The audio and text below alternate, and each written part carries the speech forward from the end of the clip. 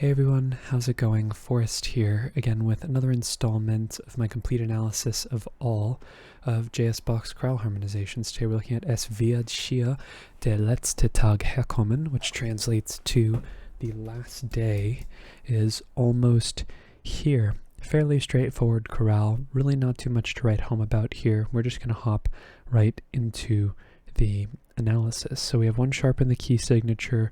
We start on E minor, we end on E major. I reckon this chorale is in the key of E minor. You might notice I'm using a different pencil today, and for some reason this paper, this new ream of paper that I purchased from the office supply store is like a little waxy on the front. It's the same brand that I usually buy, but this particular page did not receive the lead from my mechanical pencil all that well, so I'm using good old number 2 pencil here.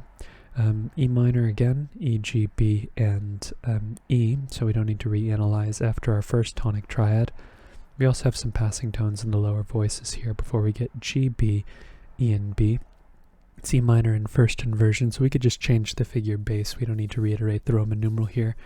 And after this passing tone that we have here in the alto, we move to E minor again, E, E, G, and B, which is again just modifying our figured bass. Coincidentally, I do believe this is where we modulate to the key of G minor. Kind of an interesting opening section here where we start in E minor just by virtue of the fact that we get a lot of emphasis on E minor, and G minor really feels like where we're going just because of the fact that the harmonies that we get afterwards point more in the direction of just like the natural pitch collection. We don't see any D sharps, we don't see anything else, so it's kind of interesting that Bach is able to really solidify E minor, drive the idea of E minor home without the idea of a dominant exclusively. So yeah, E minor is now our 6 in the key of G. A little passing tone here in the melody before we get F sharp, D, A, and D. That's 5, 6. Let me go ahead and make that look more like a 5. There we go.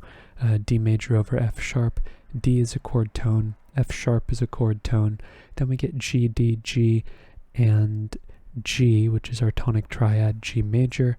Passing 7th in the alto here before we get C, C, E, and G. That is our 4 chord in the key of G major. Passing 7th in the bass, A, C, F sharp, and A. That spells F sharp diminished in first inversion, so 7, 6. And then we have 4 voices moving off of the harmonic rhythm. Typically speaking, this means there's a subdivision of the harmonic rhythm going on here, and that's exactly the case. G, D, G, and B. This is our tonic triad in root position, G major. And as we're closing in on our first cadence, which is an imperfect authentic cadence in the key of G major, we have A, C, G, and C. A bit of an interesting chord here, at least in terms of the way that it's being spelled. It's almost as if we have like a 7-6 suspension going on here, where the G resolves down to F sharp, and then C turns into D. So I could see an argument for this being a 5-6-4 chord of some type, but I do think actually this is a 2-7 chord just because of the fact that we have the A, the C, the G, and the C, and eventually where the tones resolve to. It really feels like this G is going to this F sharp rather than this F sharp. So this D is a non-chord tone, this F sharp's a non-chord tone, this E and this E, where the alto and the tenor are singing the same note, are the same. After our 2-7 we have D, D, F sharp, and C. It's 5-7, D7 without the 5th of the chord. That's totally fine. And then we cadence on G major, G, D, G, and B, which is our tonic triad in root position. Next phrase takes us into the second system where we get a perfect authentic cadence in the key of D major. So we do have, this isn't really a mid-phrase modulation, I would say, because we're not introducing a new key and then ending the phrase in a different key. We're staying in the key of G major and then ending in D major, as opposed to this phrase right here where we start in the key of E minor and then we move to the key of G major. Actually, is that a mid-phrase modulation? I don't think so, now that I've talked about it. Typically speaking, when I refer to the concept of mid-phrase modulation, what it has to do is that we introduce a new key at the beginning and then we end in a different key. So there's a phrase modulation that happens in the middle, to a new key. It doesn't end in the key that was introduced. So maybe there's an argument that this is a mid-phrase modulation. I'm not sure really how that applies when we're starting the chorale in a different key. Maybe it does, maybe it doesn't. Either way, it is pretty interesting to get a modulation so early. We're going to be moving to the key of D major, and an interesting point here is that this A major chord, C sharp, E, G, and A, I guess more specifically A7 over C sharp, which is 5/6 of 5 in this case, is not functioning as the dominant of the D major that we're modulating to.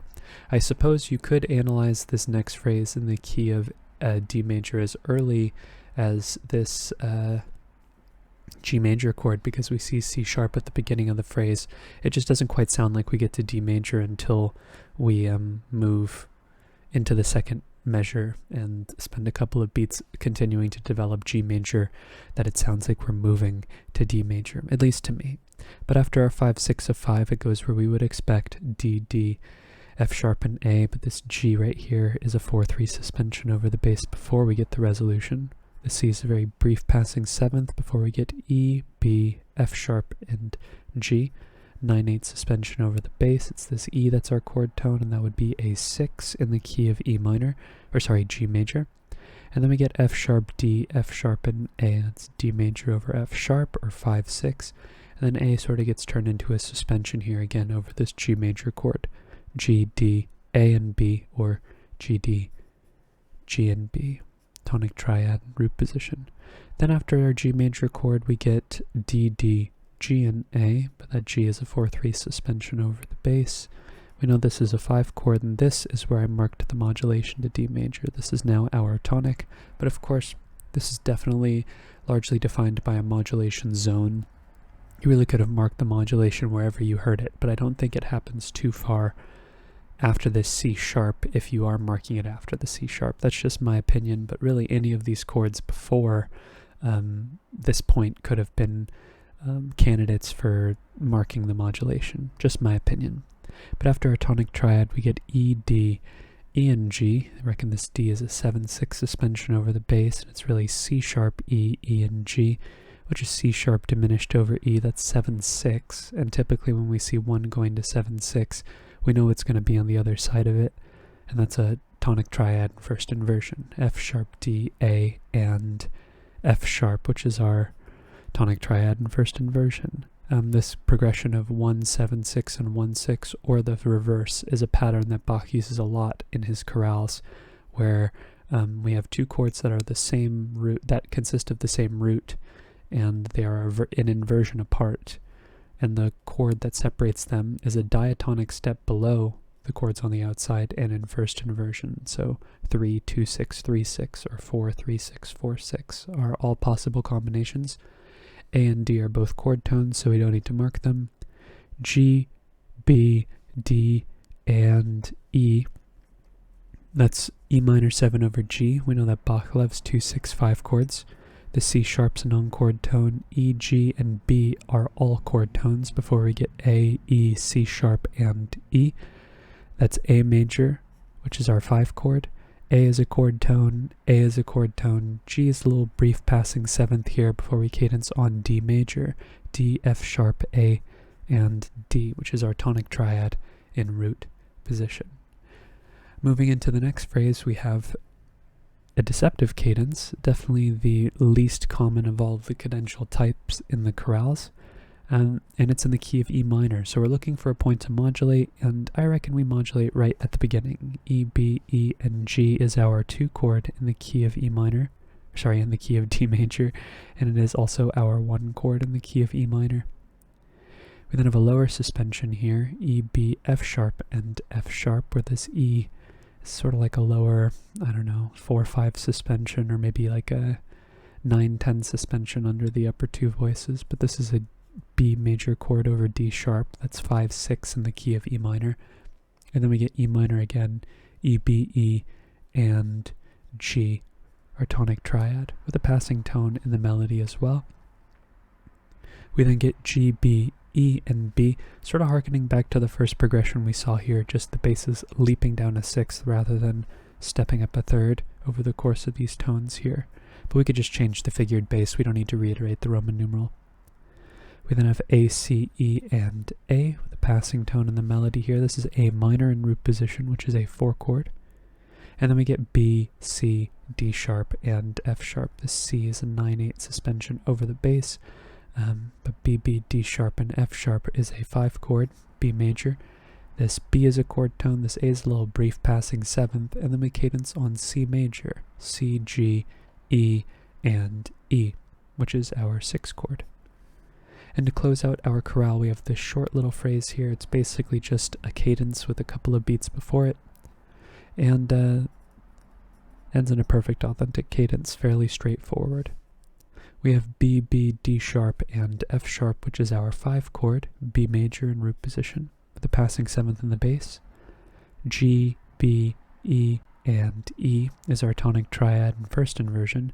And then we have 4 voices moving off of the harmonic rhythm here. Typically that means there is a subdivided chord progression, and in this case there is F sharp, A, D sharp carried over from the previous beat, and F sharp, which is D sharp diminished over F sharp. That's 7/6 in the key of E minor, and if you know this pattern from before, you know what's going to be on the other side of this. It's likely going to be an E minor chord in root position. E, B, E, and G, which is our tonic triad in root position. So 1, 6, 7, 6, 1. It's a very common pattern in the chorales. We see it all the time. After our E minor chord, we have E, B, E natural, and F sharp, and this E is a 4/3 suspension over the bass. We know that our 5 chord is being implied here, and apologies for this typo.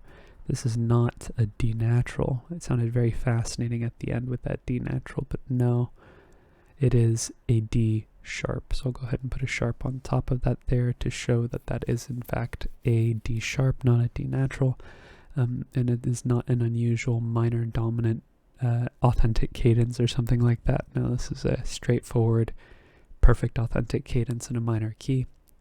And after this passing 7th in the tenor, we cadence on E major, E, G sharp, B, and E, which is our tonic triad in root position as a major chord, because Bach often ends his minor chorales with the Picardy third. And that is today's analysis. Fairly straightforward. And really not too much to write home about. The fact that we started in the key of E minor and ended in the key of G major in this first phrase is kind of interesting, even more so compounded upon by the fact that E minor is really established by the fact that he just repeats E minor over and over again, rather than, he really does spend 4 beats on the same chord, which is pretty cool, and he does so without ever directly referring to a dominant chord, and that's pretty nifty. I think that that's an interesting way to establish a key, by just repeating the chord over and over again. It's interesting that it also pivots to G major at the end as well, with so much emphasis on E minor at the beginning of it. I wonder if there was any intention behind that. But other than that, really the chorale is fairly straightforward. We do see a guest appearance of a deceptive cadence. Those are always fun to hear and see because they are uncommon, but here we are seeing one in the wild. But that's pretty much all I have to say about today's chorale. If you're interested in following me along on the journey to analyze all of Bach's chorale harmonizations, feel free to subscribe to the channel, hit the notification icon, and like the video if you enjoyed the content. Thank you so much for watching the video and supporting the channel by doing so. I look forward to tomorrow's analysis, and I hope you take care.